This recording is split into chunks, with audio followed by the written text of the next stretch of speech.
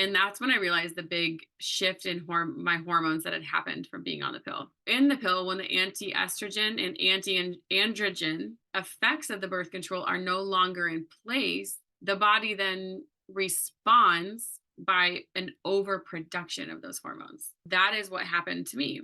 It can take several months for synthetic hormones to be metabolized and excreted from the body. And at that time, I was not living a lifestyle that was helping my body metabolize hormones at all. It took a long time. So, depending on the lifestyle, antibiotic use, reliance on painkillers like acetaminophen, and those synthetic hormones. Oh, I'm sorry, the synthetic hormones can be really, really difficult to metabolize and be excreted from your body. So, some lifestyle factors that contribute to acne, we have body weight, lack of sleep, diet.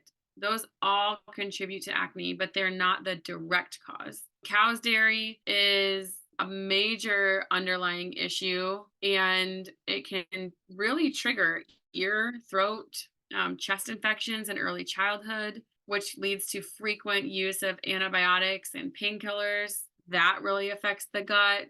Some people genetically are not able to process cow's dairy, so that can play a factor.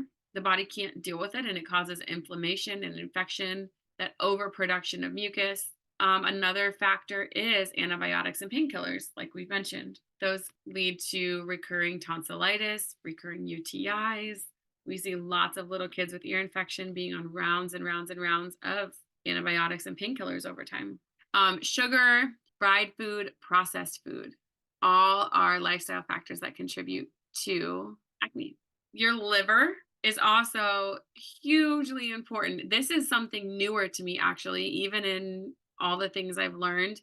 I did not realize the huge part that our liver plays in things, which really should make sense, right? Like when we know how the body works, the liver is such an important organ. All of them are important, pharmaceutical drugs, petrochemical based beauty products, and party drugs and alcohol are major reasons for liver congestion, which means your liver cannot properly detox and clear your body out. So even if you didn't have antibiotics or all those other things, sometimes you have to, or you're helping someone and they haven't had all those things that we typically look for. You might have to dig a little bit and find out what other things are contributing to this acne. When the liver is sluggish, the body can't move toxins to the intestinal tract.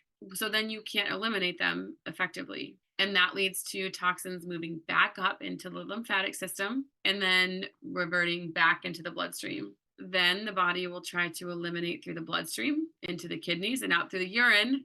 But toxins very often find their way to the skin through the bloodstream and they get stuck there, causing flare-ups and breakouts. When the liver is not working well, or when the liver is working well, then your toxins are eliminated through your small intestine and colon. All that wrapped up together leads to really good gut health. Really good gut health helps the elimination process to work properly. But I think we see that a lot, right? Like we know people are very aware of gut health. I at least feel like that missing piece of the liver not functioning properly to support proper elimination. Every time you see anything about gut health online, you see this picture of the digestive tract from like, I don't know where it starts, maybe here, Yeah. and down to, so it shows, the esophagus or that pipe, and then your stomach, and then maybe some colon, the elimination, the exit, right? You never see a picture of the liver or the gallbladder. And that No. is where it's at. Like that, I think that we see these pictures and we think, oh, my stomach. So gut health is all about my stomach, and it's about the food that I put in. Yes, it is. It's about what food you put in your body. It's also about what you put on your skin, because your skin is your biggest organ, and it absorbs all the things that you put on your skin. But the liver health is really where we need to, I think it needs to be a bigger focus. And I think it is. I mean, people are starting to get it, but for a long time it was all about the stomach, Right. right? Well, and I think they have to be both, right? So even if your liver's functioning really well, but you have a really messed up gut, then that's not going to work well either, because then it leaks out and goes back into your bloodstream anyway. Right. So yeah, at least for me, I did not hear people talk about the liver that much. I also don't know that I paid as much attention because mainstream crunchy, even crunchy media Mm. was heavy gut focused from my experience.